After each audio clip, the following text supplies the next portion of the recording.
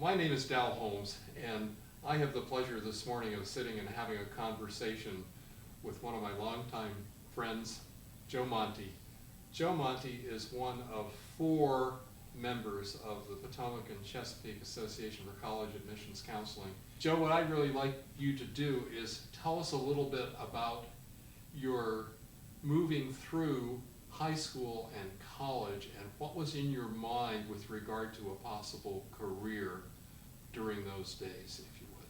My career seemed to be pointed toward teaching English, but there was an intervention and languages.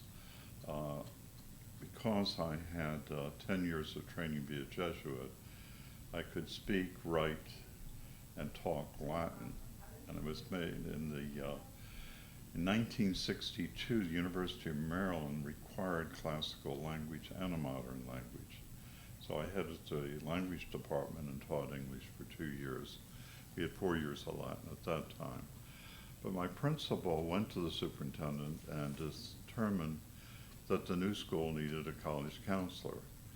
So one day he came to see me and said, "You've already been approved to be a college counselor at our school," and he had me start, I believe, in the middle of the school year, but this was about 1964 that I really started college counseling, and I went to my first convention, pcacac convention, where Gail Wilson was presiding in Denver. Counseling for a former Jesuit is a natural thing because it's student-oriented, it's reaching the person. So it's been a highly fulfilling profession. Talk a little bit more about your growing involvement with both the national organization and Potomac and Chesapeake Association over the years. In 1965, we had our first inaugural approval meeting to have a new chapter. It occurred at American University, we think on September 25th, but we'll double check. And Richard Apperson, Father Joe Sweeney from Georgetown, quite a few high school counselors came, and we're delighted to establish a new chapter. And the new chapter took off because I believe the first actual meeting of Potomac and Chesapeake occurred at University of Virginia in 1966. Who are some of the people other than those you've mentioned already, in the local and national organization who were really great resources for you as your career as a counselor developed? Talk a little bit about some of them.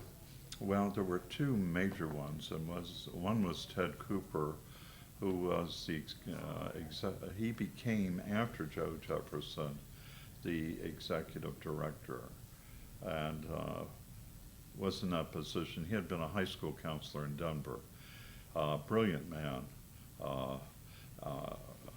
in the forefront of thinking how admissions people could serve the public better. He was the one that really thought about the college fair as a system, established it, made it work, helped finance the organization.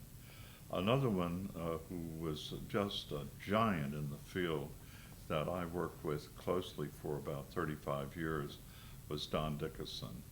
He was at Cornell and Penn State and Peterson. Along with Don, we worked together and made some changes in the organization.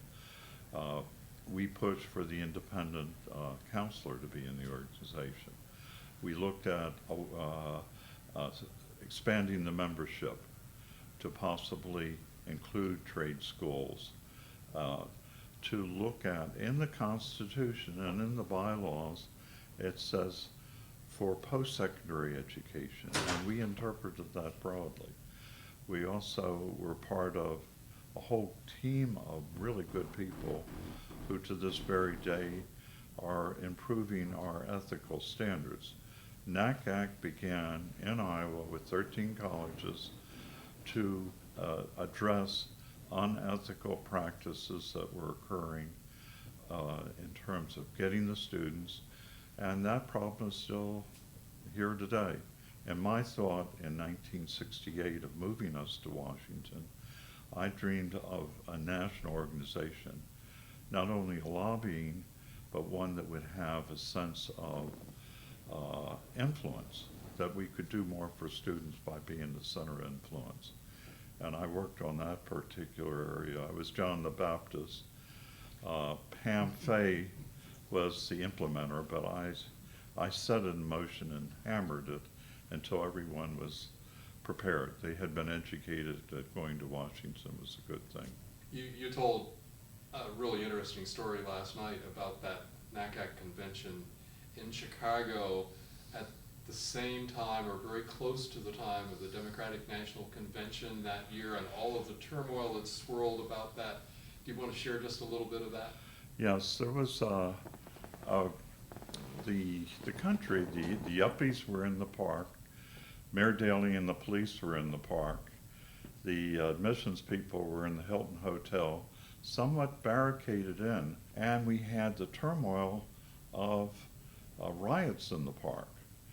But Cy Purnell was an impassioned voice for accessibility.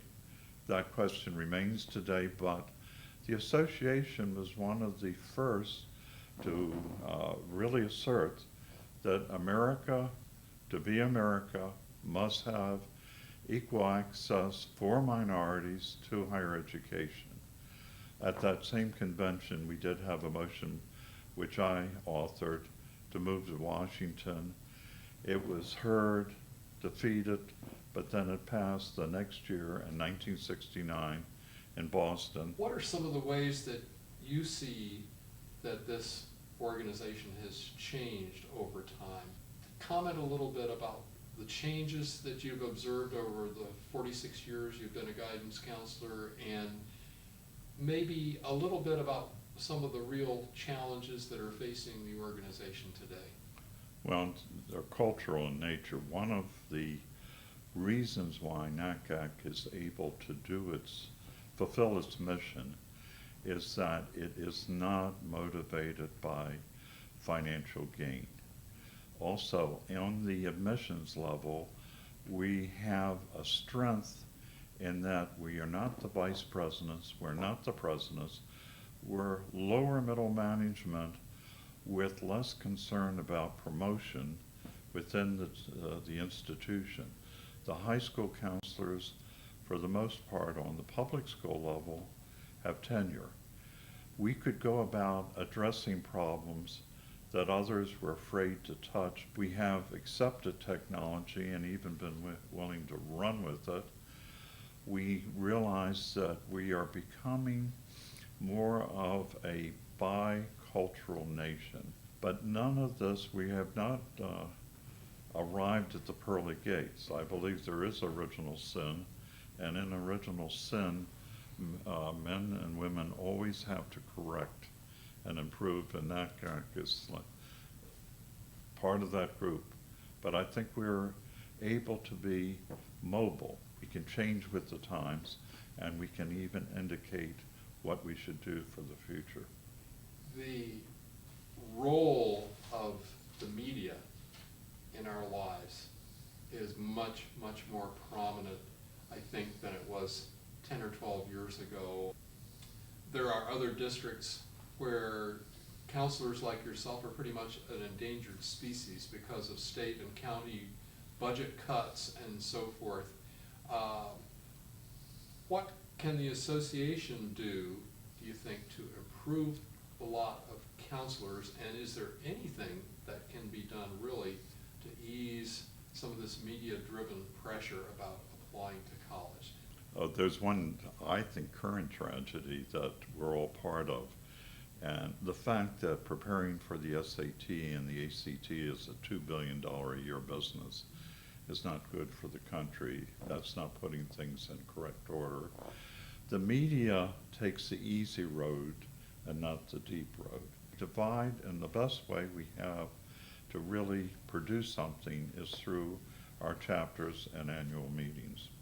Can you single out any one experience during the course of your 46 years that has probably given you greater professional and personal satisfaction than anything else along the way?